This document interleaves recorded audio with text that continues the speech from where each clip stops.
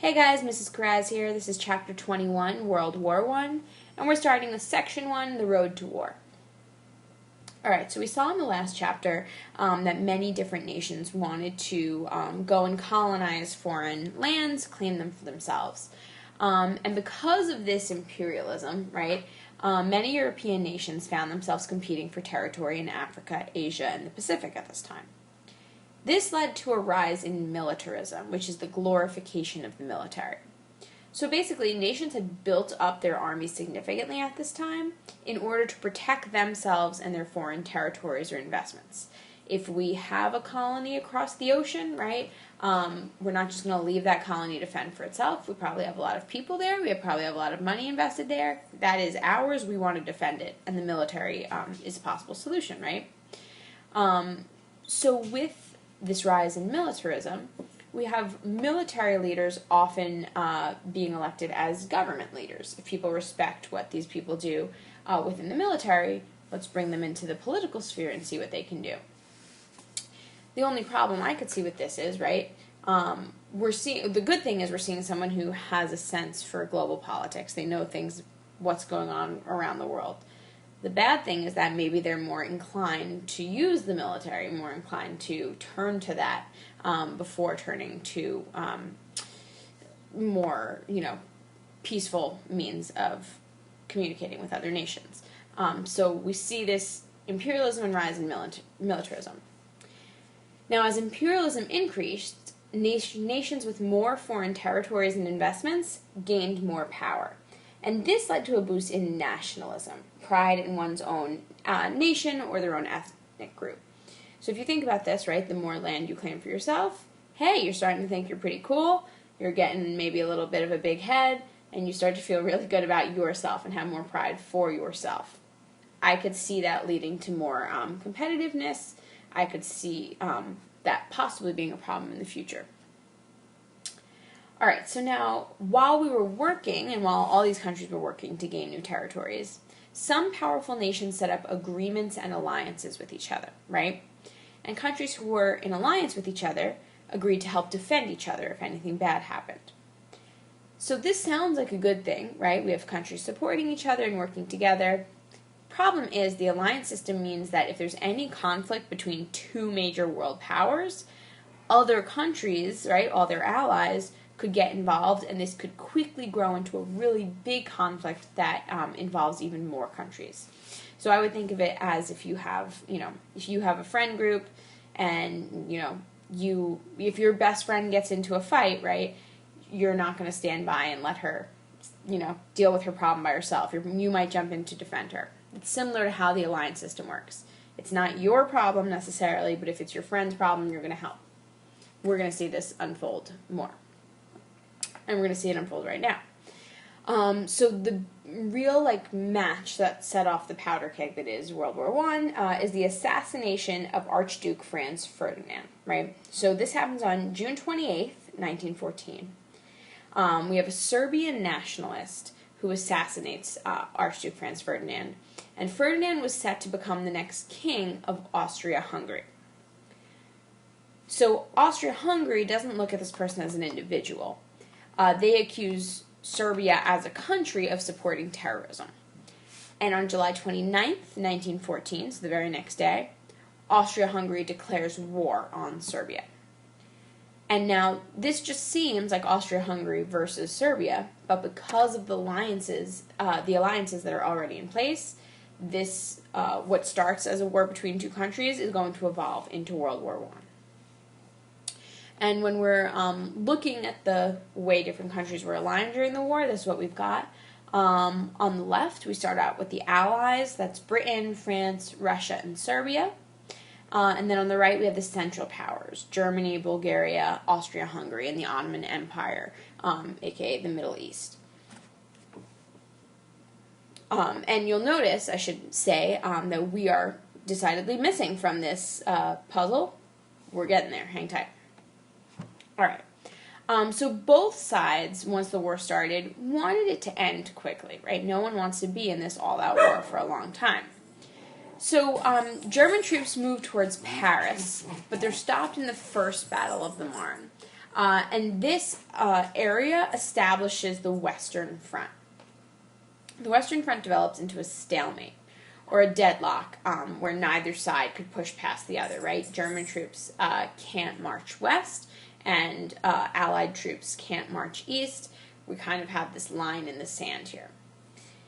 The stalemate gets made worse by the fact that trench warfare plays a big role right now.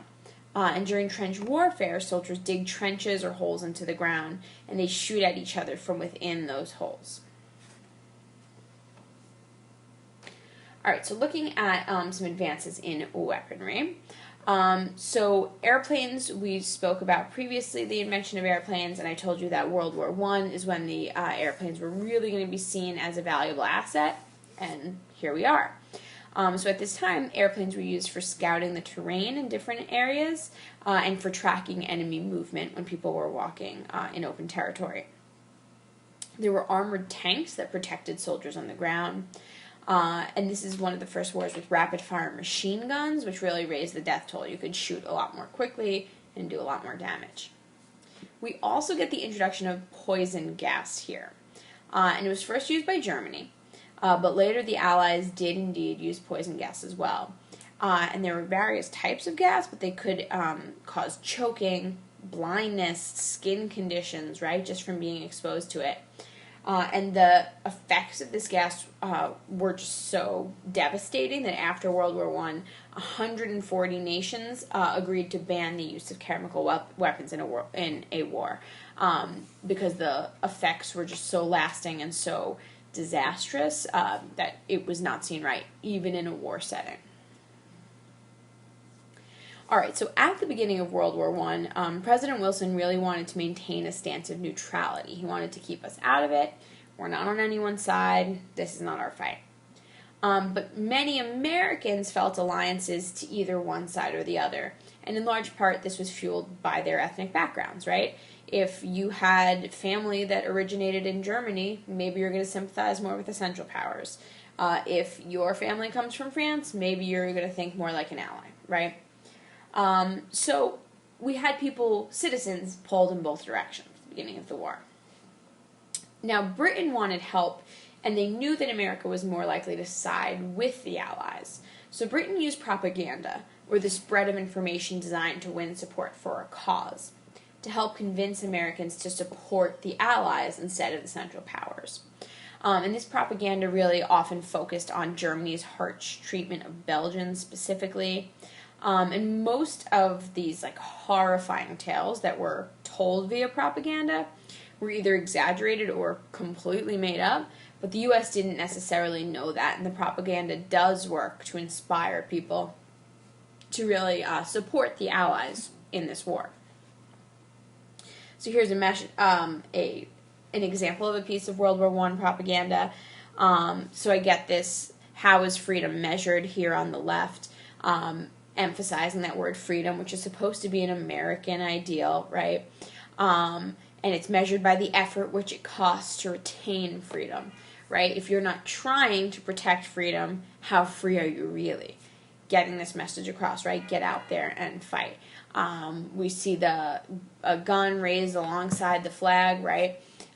So really sending the message that patriotism in this sense means getting out there and fighting. And pieces like this would be targeted to the American public during the war. But so we're starting to feel sympathetic to the Allied cause. We're still out of the war. We're not in there yet.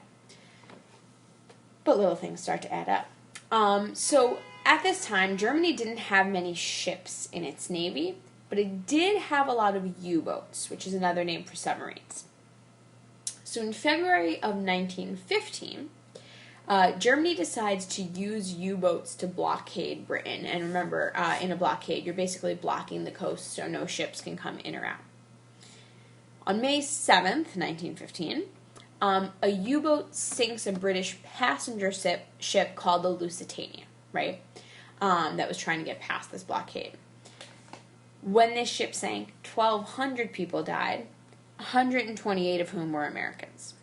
So Wilson and the American public are outraged.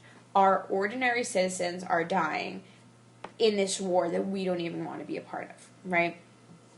So now, Germany, decides at this time not to attack any more passenger ships or merchant ships, because they're scared that if they proceed with another attack that affects American lives, the U.S. is going to join this war in support, and we know that they're going to join on the Allies' side. Germany knows they're not going to become a central power, and really Germany doesn't want to have another team to fight against, right? So Germany says, okay, we're going to back off on that track. But, unfortunately, they proceed with some other actions. So, on February 24th, 1917, Britain intercepts a telegram from Germany's foreign minister, Arthur Zimmermann. This telegram was going from the German government to Mexico's government figures. And in the telegram, Germany asked Mexico to join the war and fight for the Central Powers.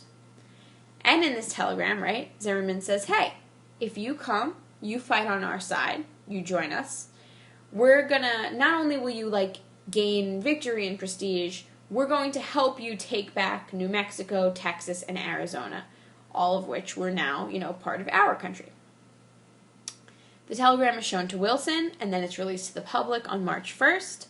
Needless to say, U.S. citizens are completely outraged. So by this point, we're up in arms. We want to go to war for the most part. But Wilson still has some reservations.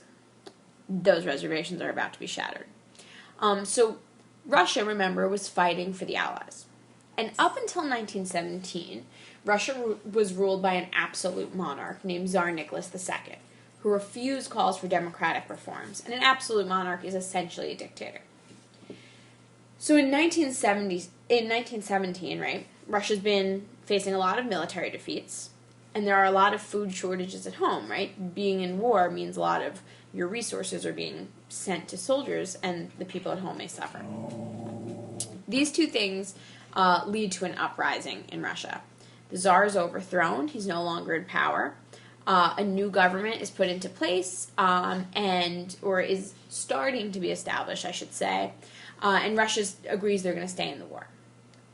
The U.S. now feels pretty comfortable with entering the war, right? Because they had been nervous that if we join the Allies when Russia's ruled by a dictator, we're siding with a dictator. That doesn't sound so democratic, right? So now that Russia is no longer ruled by Tsar Nicholas II, the U.S. can join the war, and they're not siding with a tyrant. They are, fighting with people who are working to establish a better government for themselves. So on April 2nd, 1917, the U.S. formally enters World War I, 3 years in, and we're going to pick up with what happened when we entered the war in the next chapter, or in the next section. Thanks, guys. Have a good night.